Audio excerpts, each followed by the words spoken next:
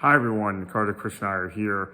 Wanted to give a quick tactical analysis from my perspective about the call-up of Ehsan Adil to replace the injured Jesse Singh for the United States. Why was he called up, and why weren't some of the more established players in the U.S. Squad?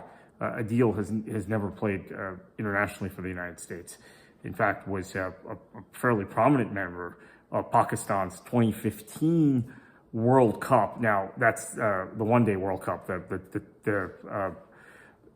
World Cup in 2015, not T20. But he has established himself since leaving Pakistan, which was, I think, about 10 years ago. Established himself as one of the better fast bowlers in Major League Cricket. He is still only 32. So here is my thinking. He's replacing Jesse Singh in the squad.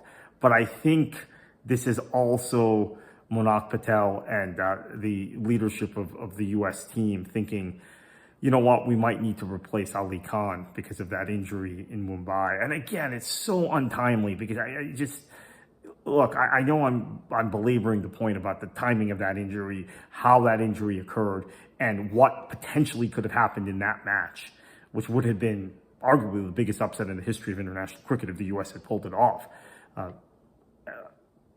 Ali Khan bowls those final 2 overs. I think India has a much lower target to defend. Do the U.S. ultimately get to that number? That's still questionable. And of course, Shubham got injured also. He can probably bat against Pakistan on Tuesday, but can he bowl? So why is Adil here? I think, one, he's a potential replacement in a way for Ali Khan as a pace bowler. Secondly, he knows the subcontinent. He knows the tendencies of Pakistani batsmen better than anyone. And remember, Ali Khan is Pakistani, but he never played for Pakistan. He's been in the U.S. Like I've said over and over again. Ali Khan is basically the classic American cricketer to me.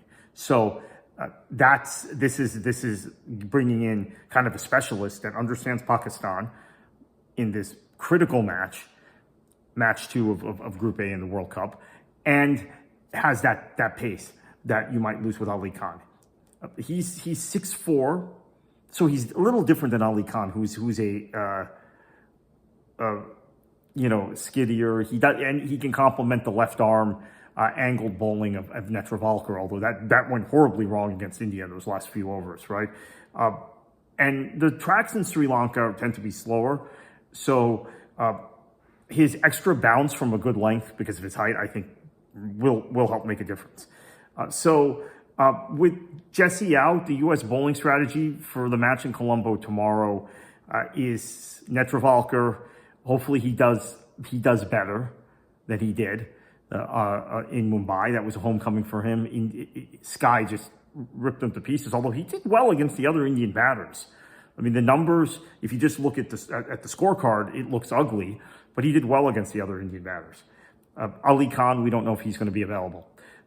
Let's assume he's not for now. Maybe he'll be back for the match against, I'm hearing, so I should backtrack a minute. I'm hearing he's highly doubtful for tomorrow, but he could be in play for the Netherlands and Namibia matches. Now, this is a bad break for us that we're playing the first 4, that we didn't get a break because there are effectively 5 match days in this group. India is off this match day. Namibia was off the previous match day. Pakistan is off the next match day. So we are playing in the first 4, which is unfortunate given the circumstance of Ali Khan's injury. So maybe Friday or Sunday he can go. Skadley Van Schalwick, who was phenomenal against India in Mumbai, he'll be part of the attack. And then I think Adil is going to start tomorrow. I think he's going to bowl 3 or 4 overs. And so that gives you potentially, if Netravalkar does not get rocked and he can give you 4 overs, that gives you 12 overs there. Can Shubham bowl in a few overs with his injury? That's a question. Mohammad Mohsin has bowled quite well in the last match. Kengagi is still an option, right? He's on the squad. He didn't play against India. He's still an option. So I think this is a good call up, right? There's a certain risk involved with a guy who hasn't played with his teammates before.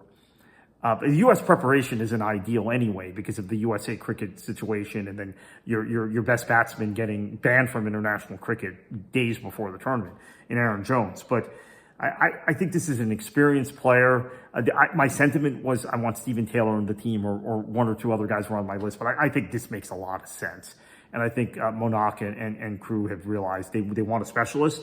They want a guy who's a fast bowler, and they want someone who knows the conditions of the subcontinent. And that would lean towards picking someone of Indian or Pakistani descent. And then when you get to the fast bowlers, they're generally of Pakistani descent. So we will see. This is a big move, big call.